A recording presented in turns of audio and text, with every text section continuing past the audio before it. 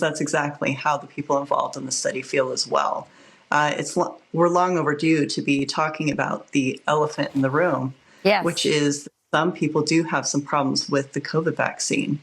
It's not something that happens to everyone, but for those people that do have a problem, it's their 100%, right? So this study is very useful because instead of just having these symptoms that the patients keep going into the doctor's offices complaining about brain fog, neuropathy, fatigue, hair loss, autoimmune conditions that are new, now there's actually some blood markers that are showing that this is a physiological concern.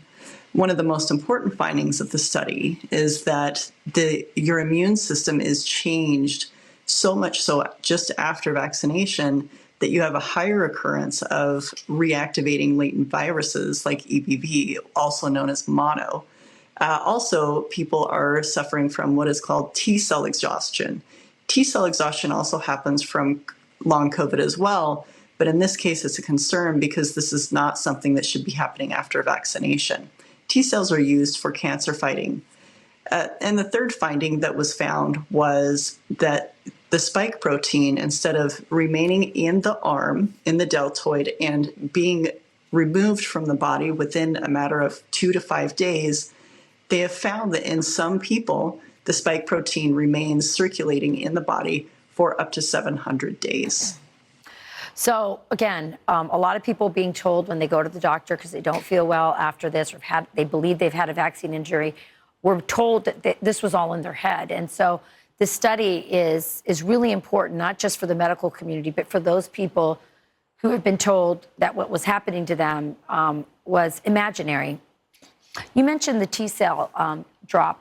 I've known a bit about T cell drops. I had a very close friend who died of AIDS, and I remember very much hearing about his T cell count dropping. You also said that T cells were cancer-fighting cells. We've heard since the vaccinations of a term I'd never heard before, which was turbo cancers. Is that related to this? Is this what they're saying online they're calling it V-AIDS or vaccination AIDS?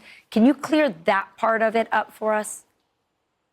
Yeah, that's, part of what we do at react19.org is we advocate for people that have been harmed by the COVID vaccines in general.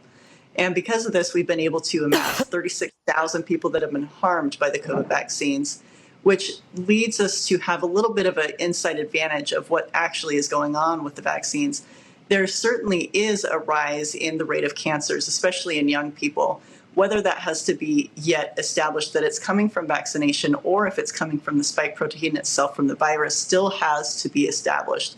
The LA Times owner, Dr. Soon Xiong, is an oncologist, and he is really interested in watching the information that's coming from this study and others like it, because it's leading to the answers that he really wants to have unearthed. Also for VAIDS or V-AIDS, I do believe that this is a very, online term that's not exactly going to help anybody understand what's going on in their body.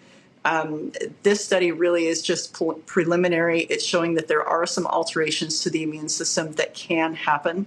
And really what we're needing is more funding to be able to quantify this small study to show more of what's going on.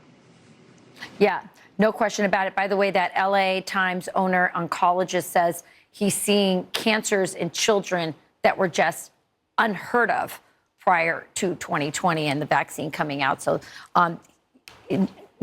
somebody who I think a lot of people respect in terms of his medical profession. I think the work you did is very important, Brianna. I'm really, I guess, grateful that you've done this because I think that what you need is more research, and you've opened the door to that. There was a lot of taboo about talking about this, and now with RFK Jr.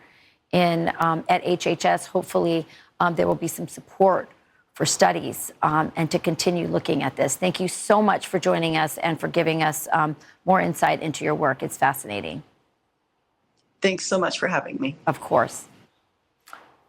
Kevin?